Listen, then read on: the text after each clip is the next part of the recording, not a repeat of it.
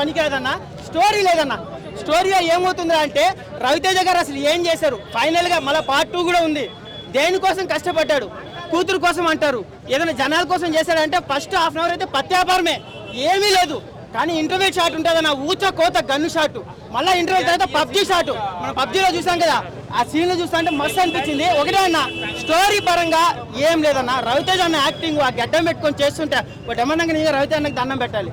స్టోరీని వదిలేస్తే మాత్రం మంచి ఎలివేషన్స్ ఉన్నాయి, బాగున్నాయి. కానీ నవదీప్ ఏం లేదన్న, రవితేజ అన్న లేపుతా ఉంటాడు వెనకాల కూర్చొని, అంతే తప్ప ఏం లేదు. సినిమా బాగుంది, సినిమా చాలా బాగుంది.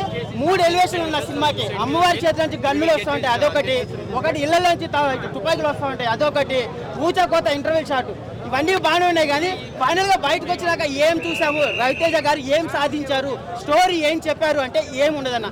ఒక పాప కోసం అంటాడు, ఎవరో పాపను తీసుకెళ్ళి ఆ రవితేజ విలన్ చేతిలో పెట్టి ఇది నీ పాపని పెంచుకోమంటాడు. ఆ లాజిక్ అయితే నాకేం అర్థం కావట్లేదు. ఆయన మారిపోతాడు, కన్ఫ్యూజన్ గా ఉంది. డైరెక్టర్ వర్తే, డైరెక్టర్ లో దమ్ము ఉంది, స్టోరీ లైన్ బాగాలేదు.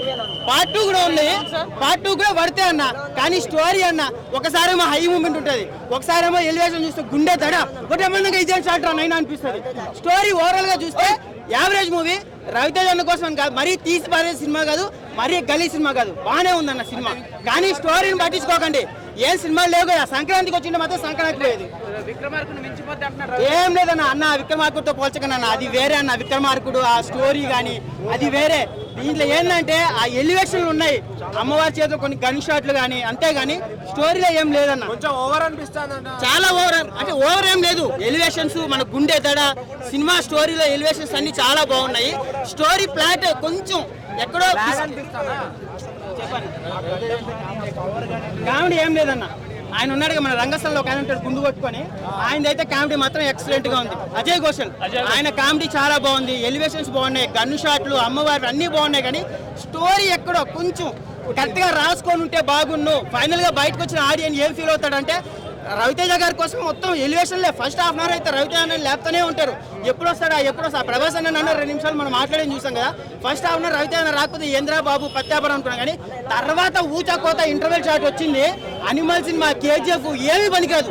ఆ గన్నుల కోసం దండం పెట్టాడు రవితేజకి. సినిమా ఓవరాల్ గా తీసి పారేసే సినిమా కాదు, మంచి సినిమా, చూడొచ్చు. స్టోరీని పక్కన పెట్టి ఫ్యామిలీతో ఎంజాయ్ చేసే సినిమానే.